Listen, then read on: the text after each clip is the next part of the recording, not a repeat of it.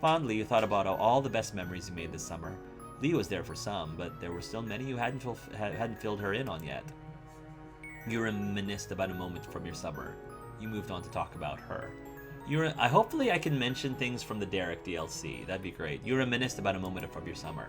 You began to speak about the soiree at the country club, when you had to go to the library, the day you babysat George and Nicholas, the afternoon you spent together with Derek and Cove, the surprise Father's Day adventure, when you got to go to the boardwalk with the Suarez family, the soiree at the country club. I went to a soiree at my mom's country club. There was lots of food, dancing, and the people dressed up formally. Oh, I've been to one of those. They're cool, but how did it go for you? Derek was my date. Me and Derek accidentally crashed some dancing group's party. Elizabeth didn't come, she stayed home. It's going to be a pretty good night. It was a terrible night. Derek was my date.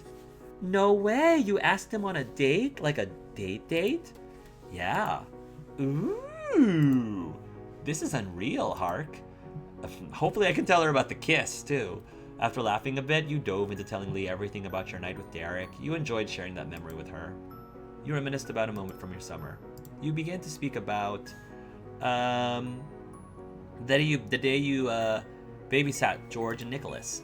Derek asked me to help him babysit his two little brothers, George and Nicholas. We went to the park and to the pool and hung out at Derek's house. That's so much. You were watching them the whole time? Not the whole time, but most of it. At the end, we got pizza and I played video games with his family. Derek jumped into the pool with his clothes on. The boys wouldn't let us go off without them. Nicholas was so much trouble. Nicholas and George are so cute. I saw Derek's bedroom. Bow chicka bow bow. Derek has to deal with so much. I'm glad I could help a little.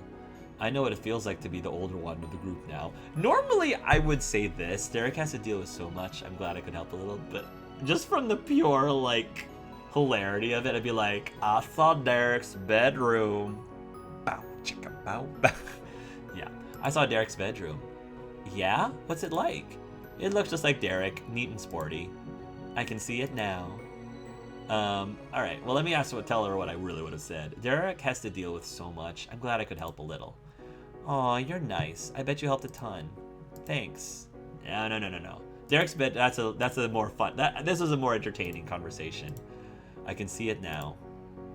You began to speak about the surprise Father's Day adventure. Derek invited me over suddenly, and it turned out the next day was Father's Day. Oh, really? And then what? For starters, Derek didn't tell me what was going on. I spent the whole night over at Derek's apartment. We camped in the living room.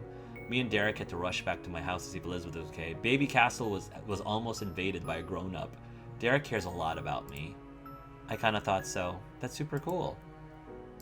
Hey, you began to speak about that afternoon you spent together with Derek and Cove. Me and Cove and Derek got to spend one day all together and totally on our own. Usually there's other people around, or one of us had to go before the other. Derek suggested we go grocery shopping. Cove and Derek left marks in wet concrete.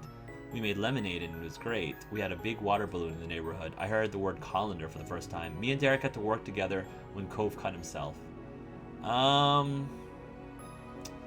Let's see. Yeah, they left marks. I didn't. Me and Derek had to work together when Cove cut himself. He wasn't going to take care of it himself. Oh no, Cove's lucky he's got you two. Is he okay now? Yeah, it's all better. Good. When you went to the library. I went to the library to work on assignments? Hey, I thought we were supposed to be talking about the good parts of summer. It was some pretty interesting work. It did actually. It was fun because I got to hang out with Derek and Cove. I ended up missing an assignment I had to work on. It was fun because I got to hang out with Derek and Cove. Well, that's cool. Hanging with the boys must have saved the whole day. I think so too. What about your big highlight of the summer? What was your big highlight of the summer, Lee? Talking to you is always the best part of my summer. Even though it was a phone call, Alright, it looks like I'm ending that, so the library wasn't that interesting, so I'm gonna say when you got to the boardwalk with the Suarez family. My family and Derek's family took a big trip to the boardwalk with an amusement park this summer. My mom's, Elizabeth, Derek, and his mom and dad, and his two little brothers. I know the place you mean. How did it go? It was super fun, even though there was a problem. I got to have my face painted. It was tiring. Well, I had to scold Derek. Nicholas fell asleep and people had to carry him around all day. I rode the Ferris wheel with Derek and Nicholas. Cute and kind of romantic. Well, maybe not because his little brother was there. Nico was asleep, so we were mostly alone. Oh, that definitely sounds like romance was in the air to me. What was your big highlight of the summer, Lee? Talking to you is always the best part of my summer. Even though it was a phone call, you just knew that Lee was winking at you. You laughed. You shook your head. Come on, tell me. Good, I'm glad you picked the right answer. Come on, tell me. What, you don't believe me? Lee. Alright, okay, so a high point for me was when I took that trip with my parents to Europe. That was amazing. You and Lee continued to go over your adventures until you both were yawning to each other over the phone. And at that, you decided it was time to say goodbye for now. You did have school to wake up to in the morning. Bye, Lee. Bye. Night, Heart. Talk to you later. You left the phone on the side table, for now. Looking at the clock on the wall, you saw that there was only about 10 minutes until your mom would be insisting you had to go to bed so you could be rested enough for school. You stretched your legs out on the couch and sighed in defeat, watching the minute hand change 1 minute closer to bedtime. I'm a little disappointed that I wasn't able to tell Lee about the kiss. My first kiss. You rearranged yourself, feeling restless, and looked out the window. Startled initially, you spotted a figure out in the hills. It was Cove. When the surprise faded, you realized it really wasn't that much of a shock at all. It was exactly something Cove would do. You went outside to meet up with him. You left him alone. You smacked the window to get his attention. You opened the window to call out to him. I just left him alone. He might not be settling down, but the time had come for you to call it a day. A few more minutes of nothing ticked by before your moms poked their heads into the living room. How are you? Hey, Hark, ready to turn in? We just wanted to say goodnight before you go into bed. And we hope you had a great last day of summer. Maybe your first day at school tomorrow will be even better. Thanks, Mom. At that, you watched their warm smiles. You hoped the new school year turned out to be a good one. But before you knew it, you were getting comfortable under the covers in your room. Your mind couldn't help but still be buzzing with the thoughts about the future. You felt excited. Yeah. There was little doubt in your mind that things were moving forward, and you couldn't wait to find out what changes were waiting for you on the horizon. Slowly, your eyes grew heavy as you drifted off to sleep, your mind spinning with wishful thoughts. No matter what happened next, you could only hope that you would make the most of it. Nice. In between. Tell me that I still keep in touch with... Tell me that I still get to keep in touch with Derek. Okay, I got some contacts now. Yeah, we're good. Down, eyes sharp, brown, scrappy. Yeah, I like scrappy.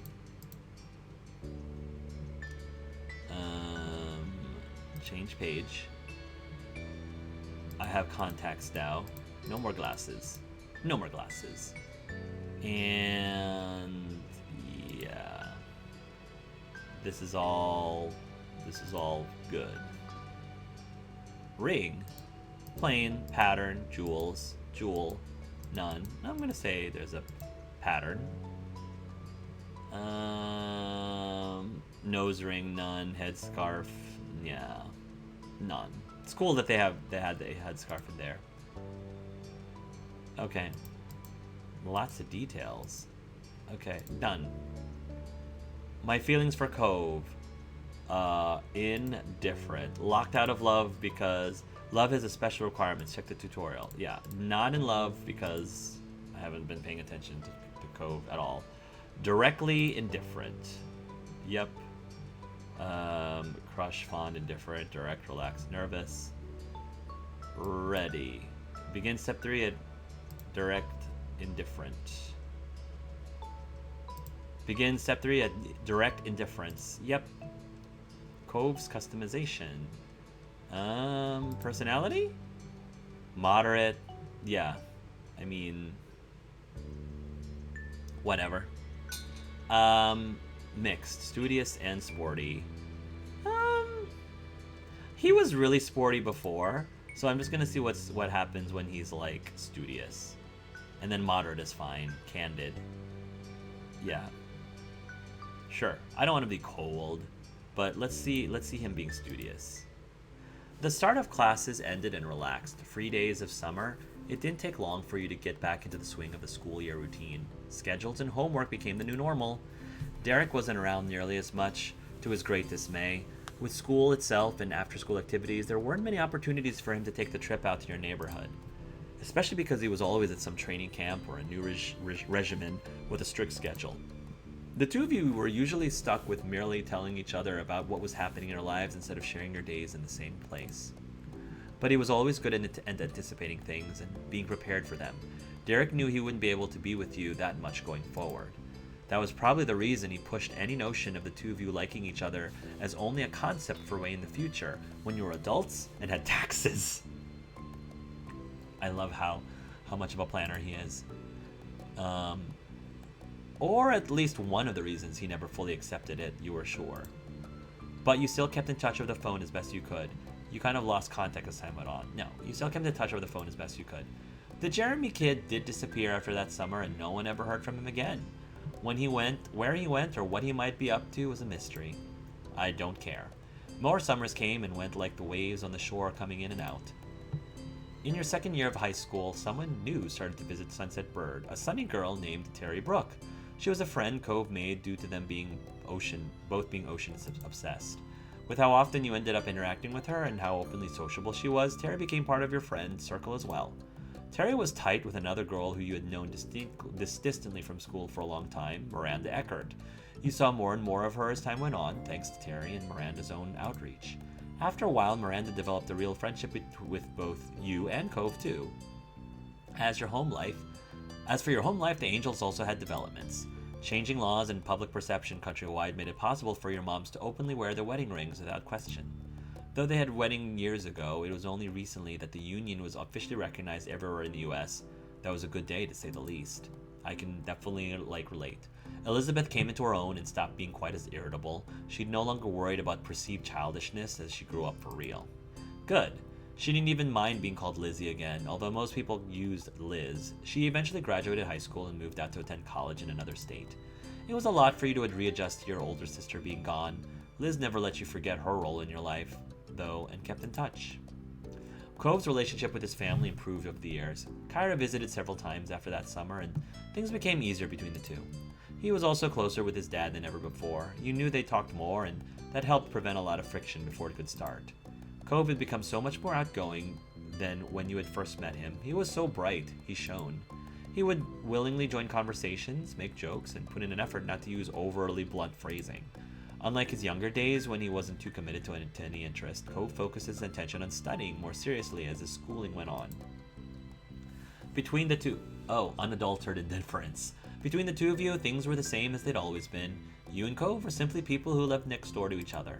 You interacted as needed or convenient, no more and no less. At least both of your parents had finally given up trying to make you friends, so that was a positive development. It was strange to look back on it all. The future faded into your present, and then it was simply the past.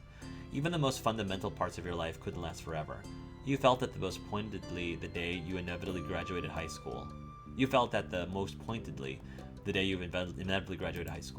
It was over, and you would not be going back ever again. From now on, what came next was your choice. You would be directing your own life. That was where you were currently. The summer after school had ended. The first summer of true freedom. What used to be a reprieve from the typical was now going to be your first step into adulthood. One fine summer morning, you took in what had become a very special scene, the whole family having a meal together. Your big sister Liz had still lived at home full-time for a couple years, but she arrived last week to spend the season here since it was an off semester for her. She wanted to make sure she was in town because you had now also graduated high school, so who knew how much rare these moments would become in the future. You watched as Liz laughed good-naturedly over a comment Mom made. Her Elizabeth-only mindset had only been a phase. Nearly any nickname was welcome at this point in her life. Strangely, even though she'd moved away, you lately felt closer to her than you had in a long time. You idly scooped up more of your breakfast and chewed absent-mindedly. You were a vegetarian, you were vegan, you were pescatarian, you were pollotarian, you were picky eater, you generally ate whatever. And the meal you had reflected that. It included just about everything your moms had made, though you often made your own food nowadays. With Liz around, though, your parents made even more options than usual. Your sister had been a vegetarian for a while, and they wanted to make sure she had choices too. Conversation had gone on idly without you fully taking in the words, until your ears were piqued and when Ma started on a bit of town gossip. And so that's how I heard the news. All right, now stop burying the lead and tell us, what is this so-called news? Ma giggled as she took a look across the table, satisfied that she had everyone's attention. Well, it turns out the Donalds won't be renting out the condo up the street as per Sunset Bird tradition for the first time in what must be nearly 2 decades. This is where we meet Baxter, whom I'm also going to be indifferent towards in this playthrough. A chorus of gasps and shocked expressions were had all around. After the initial shock, your eyebrows pinched. Your mom may consider them by name, but you and Liz always viewed them exclusively as the mean old couple who would yell at anyone under 25 who crossed their paths. Your ma continued on with the story, spreading strawberry jam over a piece of toast as she did so. They've decided not to take big trips anymore. Friends and family will be visiting them at their home. That's nice for them then. Have a good summer, mean grandparents with no grandkids, away from us. That's a relief. It's kind of sad they can't travel anymore. I hope they're still okay, even if they're mean. My thoughts exactly, Liz. Finally, they can pee off. You didn't have any comment in that development. My thoughts, my thoughts exactly, Liz. Be nice, kids. You don't want to end up like them, do you? You and your sister cracked smiles at the joke. At least they won't be here to yell at my children anymore. I'm just gonna say that's a relief. Be nice, kids. You and your sister cracked smiles at the joke. At least they won't be here to yell at my children anymore. Lonnie. And that blunt comment got laughter from all three of you. Engrossed in conversation, once more you continue to chat with your family until the meal is over. Step 3. Third time's charm. Okay. As it went, once the food was eaten, the cleanup had to be done. Liz took the role of washing the dishes and passed them to you for drying and putting away. You had set up cups in front of you that needed to go to the top shelf of the cabinet. It was effortless to do. You were very tall. The task was pretty straightforward for you. You were tall. You had to stretch. It was doable. You had an average height. It was a struggle to get them up without a stepping stool. You were short. A stepping stool was mandatory for you. You were very short. I'm tall, but not very tall. That was simply your lot in life. You'd always been vertically gifted. You felt great about how things were. You hoped you might still grow more. You wished you had stopped growing earlier. You didn't think about it much. You didn't even know what to think about it. You didn't think about it much. That was a struggle for you because you remember how you used to feel so content about it when you were younger. Liz shook you out of your internal musings by staring up at an impromptu conversation. She seemed to be voicing the thoughts that had been buzzing around in her own head. I have to say, going back for another semester this fall is pretty intimidating. You'd think after the first year or two I'd have a handle on things, but no. You stole a glance at her, still placing cups in the proper place. I guess it's only fair. My first round was pretty general classes, and year 1 of my architecture major was the basics. Now it feels serious. I have to actually know some things. The laugh she gave was flippantly airy, but the way she scrubbed at the plates held more force than necessary. I know you can handle it. I think it's really cool you want to be an architect. That sounds hard. You simply shrugged. You merely listened to her venting. I think it's really cool you want to be an architect. Don't be too impressed yet. Wait to see if it actually happens, but thanks. Your older sister's mouth quirked into a small smile. I'll be fine, one way or another.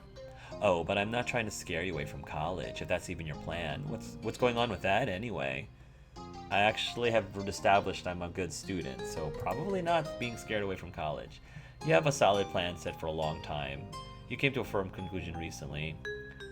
Yeah, you have a solid plan for a long time. I'm definitely a planner when it comes to my future and my education. You answered the question as much as you were able and willing to. Liz's smile grew more assuring as you did. You made it through 12 years of full-time education already. You can make your ideas happen, I'm sure. Sometimes it felt hard to believe your public schooling experience was over. In the end, you had graduated at the top of your class. Yeah, that was how it was in my real life. I was the top 10%, possibly 5%. I think I was within the top 5%, possibly even top 3%. I don't remember. I think I read somewhere I was in the top 3%. There were a lot of students in my class, though. You had graduated at the top of your class, and you were going to miss it, and you felt satisfied leaving off there, and you were just glad I was truly behind you, and you're going to miss it. It had been a familiar and fulfilling part of your life. Liz picked up on the silence her question ended up creating. She decided it was time to make a closing statement on the topic. You're a good boy. You're a good boy, Hark. Do what's best for you, and we'll be here to back it up. Thanks. You're a good big sister. Now. Because before you were not. At that, Liz happily passed the final dish your way. She waved a soapy, soaked hand as a farewell and moved on to her next task for the cleanup job. You refocused on getting the last pieces put back where they belonged. You eventually moved on to a new chore, but that was interrupted by the sound of your cell phone. It was the phone's default ringtone. You had used a silly novelty song as a ringtone. You had set one of your most beloved songs as a ringtone. The phone was just to vibrate. Novelty song. It would have been a novelty. My phone is vibrate now, but back then, yeah. You casually picked it up from the table where he had placed it earlier. The phone was a couple years old at this point, having been a 16th birthday present from your parents. They decided which model to get, but you got to pick the color. It was orange. Yes. All these are good, but orange. And it was just a phone. You didn't do anything to decorate it. And it had special charm attached to it. No. I didn't do anything to decorate it. The screen lit up as... I love how there's so much, like, options to, like, describe your own phone. The screen lit up as you gave the little device a swipe with one finger. You were informed by caller ID that it was Lee. You weren't surprised. Despite having busier and busier lives and not living in the same town, you still had a good relationship with your cousin of the same age. Especially once the miracle of the both of you having your own phones actually happened. She got hers first, though. Tapping at the accept button, you answered her call. A familiar bubbly voice came through right after. Hi. Hey, Hark. Aw, Lee's so cute. Sup? I trust I'm not interrupting anything major. Only some clearing around the house. Oh, then you're welcome for my call. A distraction from what must have been been desperately needed. Yes, thank you, dear cousin. Hey, I love doing chores. I like cleaning. You pressed it. It's good to hear from you, even though... Yes, thank you, my dear cousin. My pleasure. It's my pleasure. She giggled, and you could hear the jangling of the jewelry she must be wearing. Nothing amazing is happening for me either. I'm bored and felt like chatting. My morning shift ended, so I'm free for the rest of the day. Woo! That's good. You were off from your part-time job today. You hadn't started working anywhere yet, so you couldn't relate. You hadn't started working anywhere yet. Yeah, you hadn't started work. I don't have a job. I didn't have a job, not until I graduated, as I said. Unlike you, Lee had started dipping her toes into the workforce as of late. It kept keeping in touch. It made keeping in touch frequently even more complicated, but you both managed. What about you? It's been pretty normal. Cool. That's for you then. That's you then. So, how's Mr. Cove Holden doing? Why are you asking me about Cove? Derek's the one that I'm, like, romantically, like, fiancéed with. What? We're not even friends. Not really. We're just acquaintances. Why are you asking me about Cove? How am I supposed to know? I don't hang out with him, really. There was a friendly sense of genuine curiosity in her tone. She had always thought well of him. But that name was incredibly familiar to your ears. Cove, your next door neighbor from the past decade at this point. In some ways, it felt like such an unbelievably long time to have known a person, but on the other hand, it felt like almost nothing. It probably could be helped. Being close in terms of housing didn't mean the two of you spent tons of real time together, especially nowadays. Yeah. Been partying with the boy away, or is he back? No, Lee, he isn't here. Just like he wasn't here yesterday, or the last time you asked, or the time before that. Sorry. Oh, my bad. Can you blame me? Doesn't it seem like he should have made his grand return already? Plus, I want to visit soon, and he needs to be there too. You could understand where she was coming from. This is certainly outside the norm. For the past couple of months, in the last few weeks especially, Cove had been going to his mom's place in Nevada. Your mind began to drift back in time to all the prior trips he'd taken to visit her. Almost every year, he'd simply be gone for a while, and then he'd be back. It wasn't something you minded or noticed much, usually. That's how it was in the past, but lately he had been trying to see her as much as he could before taking long trips to another state became too impractical to do. His part-time work could become full-time soon, or he could be moving somewhere else for school. Cove hadn't actually been entirely clear what his plans were after graduation. That wasn't something the two of you had a reason to chat about. Maybe we should switch this up to a non-Cove related topic? Yeah. That works. The rest of the conversation rolled on. Not much longer, though. Lee had to go, and you needed to finish your responsibilities around the house. The both of you exchanged goodbyes, and then you went back to what you'd been working on before the call came in. As you wrapped up the last of your chores, you were approached by Liz, wearing a cheeky smile. I've got Mom's keys. Want to get out of this tiny town to do some shopping in a real city? Yeah, it's been way too long since I've gone anywhere exciting. Good. I'm driving. That was obvious. You didn't know how to drive. You were glad for that. You still had a learner's permit. Even though you could drive too, it was her plan. She could do it if she wanted. It was nice of her to do that. You had a license, but tried to avoid driving when possible. Yeah, if she could do it if she wanted. Go get your wallet and anything else. We're going now. With a nod, you made a quick detour to collect your stuff from your bedroom. You had money saved up from gifts you'd received. After making sure you both were fully prepared for the long haul to the largest city in the surrounding area, you buckled into the car. It was a smooth ride there, with light conversation about what shops to stop at and the radio blasting. The trip there breezed by, and in what felt like no time, you had gone from cruising down the road to cruising through the mall. Liz had her interests to check out, and you yours. Your hobbies and skills were still the ones you developed when you were younger. You had gotten to new things since you grew up. For the most part, they're the same. For the most part. When turning a corner down a new length of the mall, your eyes caught on a little gift store. Your friends and family had recently given you many presents for graduating high school. You realized you wanted to get a graduation gift yourself to give to Cove. You really appreciate what you had gotten. It was thoughtful of them. Eventually, the mall was explored in full, with every shop of note being checked over. Rather than going home, you decided to walk over to some smaller stores nearby. Liz had many thoughts on that topic. Honestly, malls are not a bastion of society, even if smaller stores require extra distance. The brands are so much more... Then your sister abruptly stopped speaking and walking right in the middle of the path. It was a good thing no one was behind her. She seemed to entirely shut off for a moment. Liz? The attempt to catch her attention was unsuccessful. Something else had all her focus. Oh, I know it's coming. I know it's coming. I was really excited for this from before. Before you could puzzle out what might be happening, she began to mumble out of the corner of her mouth. Hark, don't draw attention, but look. What? With a harsh whisper and a subtle jerk of her head, she urged you once more. Look! You followed her gaze as best as you could to a large bunch of colorful teens strolling down the same path. Okay. You faced back over to your sister with a confused expression and an unspoken question. What were you supposed to be seeing there? Hark, doesn't one of them seem familiar? She was practically bouncing at this point, so you looked the group over again, and this time you saw what she was seeing. Amongst the collection of strangers was a brown hair, gray eyes, and lots of freckles. That's Shiloh, our Shiloh from when we were kids. Yep, that was definitely him. I can't believe it. He's honestly just there. That's hilarious, and that's incredible. But how do we talk to him? We have to pull him away from all those other people, and what if I'm wrong? Your mouth opened to reply, but she cut it off with her own answer to the question. I've got it. I'll shout the name Shiloh, and then we can act like it wasn't us. If he responds to that, we'll know without a doubt it's him. Hark, keep an eye out to see if he looks. Liz, can you just try talking to him normally? We're not going to do that. It's a terrible plan. Why do I have to be with the one who watches? Fine. Liz, can you just try talking to him normally?